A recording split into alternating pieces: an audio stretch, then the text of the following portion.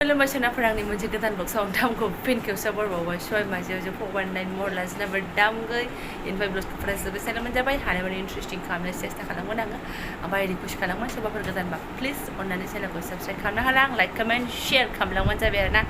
ओमफ्राय साथाम सुबुङा जाला बुद्रु बुद्रा गाननानै ओंखारदों मेंखाबायसो हिर' हिरा लाल सासे सुबुङा बोरै नानियाबो हरो नायनो एसे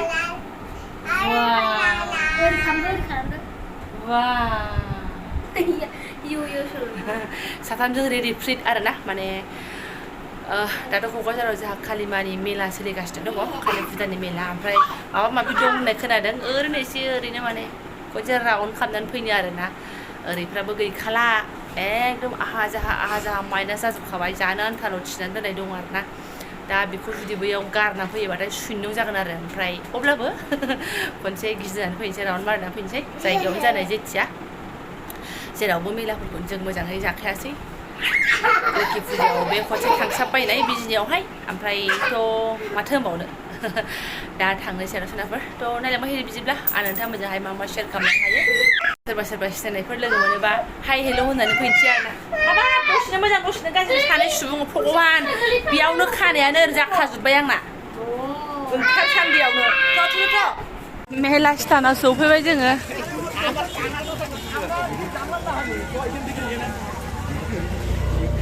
बोरो मानसियालाय जय काली मैया दिनै बारा भिर नङा होनना बुंदोंहाय पार्किंआव दोननायाबो दिनै बारा मानसि जागोन जायाथाय होनदों जायाबाथ' मोजांसो स्रां स्रां बेरायनानै थांसै जोंहा मेलाफ्रालाय आरो माथो बिदिनोसै जेरावबो फैदो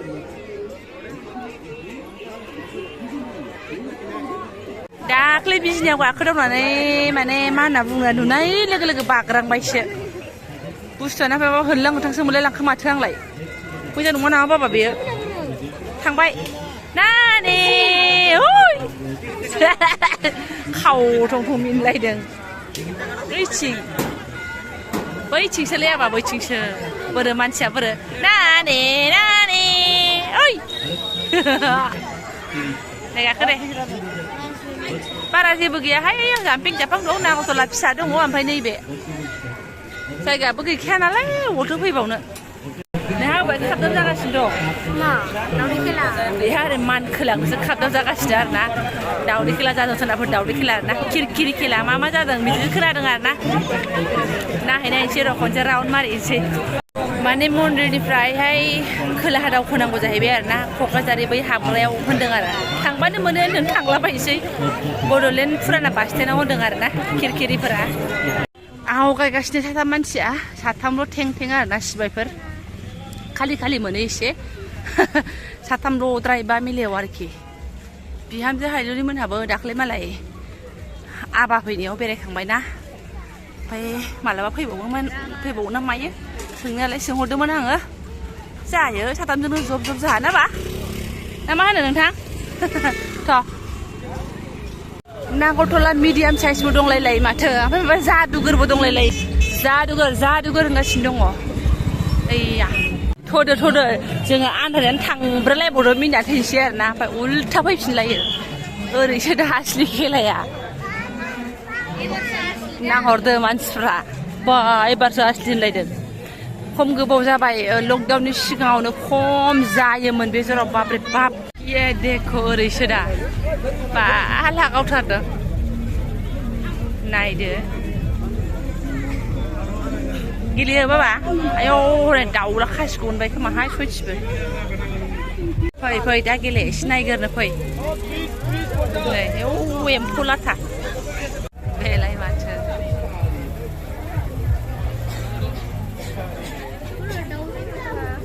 ओइलाय जेरावबो दाउबो दं दाउदैबो दङ नै बिसोर मजा खेला ओंखारनो 7 आरो मा 14 बा गथ'आ गुसो नामा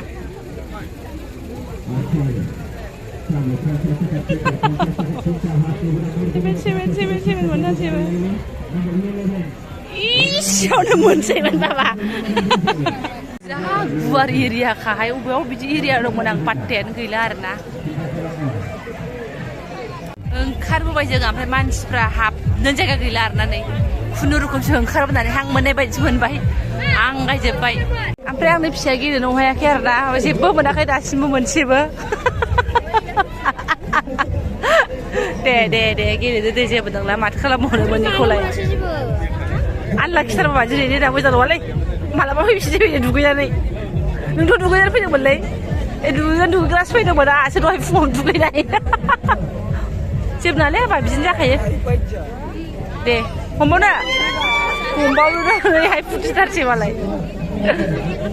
जालांबाय सासेया नै गरमजों खनदसेबो खालि गैला होननायसो जाहैबाय नै ओरैबादि मानसि ओरैहाय जानाय लोंनाय आरोना लामा नामाय हमदो बाबा हमनोबा थांसै फैसा दंबावो आखायाव फैसा दंबावो 20 थाखा हमबावदो दे बे 20 थाखाखौ हमदो दे लास्ट मोनो खोमा जेराव खालि बेयाव गेलेहैदो थां आं बेयाव नेगासिनो दङ हाबफैगासिनो आरो माथो दंबावो थ' जों थांसै बाबा बोरो मा मोनखो एसेयावनो दाउखौ मोनथारसैमोन ना बिमाया 1 नाम्बारल' बायसाव होबाय थैसाव जाखारबाय फाग्लाखा बेखौनो बुङो आनलाखि फिसालायाबो 13आव होयो 14आवसो जाखारो बायसाव होबा 23 जाखारो 12आव होबा 13 जाखारो बिदिसो आरोना फुरा आनलाखि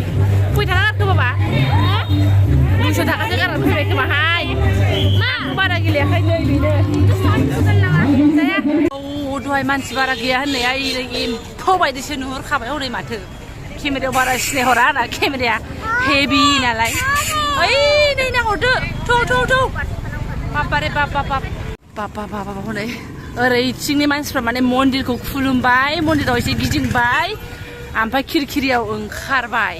आरो हरैनाथ' माने डाइरेक्ट खिरखिरियावसो हाबग्रोखायो खोमा बांसिनानो खिन्थु मन्दिरफ्राव फैग्रोयोदां फोथा थुनाय नुजोबथारदों माथो बाप्पा ओइ केमेरा क्वालिटिफोरा मोजांबा सना नुसिगौमोन आरो आंनि भिडिअखौबो माथो होनबावनो आदारावसो हाबफैबाय बारनानै आदारफ्राबो भेलपुरि जागोन नामा भेलपुरि 100 पनिर भेलपुरि 140 स्पेशलालाय माबेलाय 120 आलाय स्पेशलखौ बिनायनायसै र' मा स्पेशल जानोसै बेलाय सफैबाय जोंनि आदारानो क्रिमबो गैयाना बाबा है दाख्लै भिडिअ जानायासो क्रिम दंलायलायोमोन नोंहा माखौ जागोन आरोखि बेहा बिदिखौ जागोन आरो घुगुनिखौ गरफा होननानै दे जादो दा नों जानायखौ होगोन आं गाव जाग्राखौ बायना होफिननांगोन मेलायाव बेखौ जालाङाबाथाय सान्थि मोना ओमफ्राय दहि पुस्काखौ आरोना ओरैनो जाबाय थानाय जाया नालाय नैबेहा पुस्का गोरान ओमफ्राय नोंहा पाव भाजि जानांगौ जासिगोन उदैयानो जायगा गैला थेवबाबो जागासिनो दं आं हाला आंहाथ' नैबेखौ जाखायो आं मिथिलासो जानानै थांसै ना ब्लडनो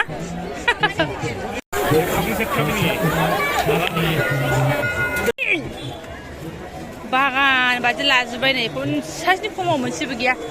दावगांबो लाबाय आंहा एसे लागोन नोङो बाबा रे सफैबाय साथाम सुबुङा आरोना मान सावबोलायनाय आरो आब'मोनाबो गैया बिसोरबो थांदों खोमा थाला बन्द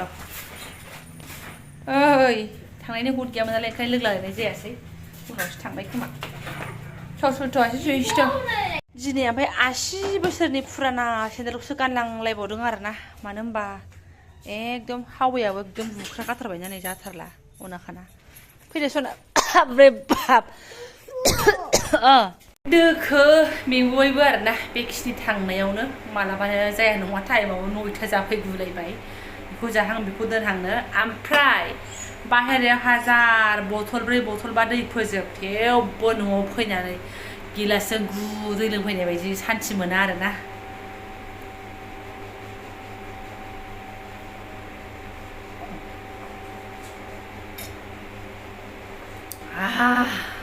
बे सान्थिखौ बहा मोननो जेबो संलाबो जालाबो उखैयाखै होनबाय उन्दैफ्राबो सासेयाबो बिदानि पाव भाजिनि बे माबाखौ पाव रुटिखौ जाफादों नालाय एसे आरो माबानि मा होनो बेखौ भेलपुरिनि घुगुनिखौ जादों बिदिनो उदै बुंबाय आरो बियो जालानो ओंखाम उखैयाखै गाबोन जानोसै होनलायनायखाय आं बानायला नै गाइखेरा ओमफ्राय दङमोन बासियाबो एसे दंमोन बेलासियावबो लोंजायाखैसैना आरो बिमायाबो फुङाव साहा लोङाखैमोन आरो दिनैनि गाइखेराबो थाजोब्बाय गाइखेर लोंनो होनबा होनसै उन्दै जादनो आरो लोङा होनबा मारगोसै ओमफ्राय बेखिनिखौनो फिसा ब्लग बानायबाय सोनाफोर आङो मेला नायहैनायखौनो आरोना लास्टनि बाथ्राया बेसो आरोना दाउला खासि मोनखानायानो आंना माने मेलायावनो बिरलांफिनबाय होननायसो जाहैनोसै माने मोनखाथाराखै आरो हमाखैबोमोन नालाय खिन्थु बेखौ आफसोस थाबाय आङो एकदम बाइसआव हमबाय थैसाव थांबाय फाग्ला खिन्थु 20 थाखानिल'मोन आरोना सेक्रा जायखौ आं बायनानै जायो बिदिनो आधा केजिनि गाहायाव बेफोरबायदिमोन आरोना ओमफ्राय गिदिरावथ' 50 थाखा 100 थाखा बिदिमोन आरो माथो होनबावनो दा जायफोर आंनि बेखिनि एकदमबारे लाब्रा टाइपनि ब्लग्सखौनो फरायनो लांबाय गोसो गोरबो साबायखर बावबाय लोगो मोनसिगोन नेक्स्ट भिडिअ थेंक इउ स' माच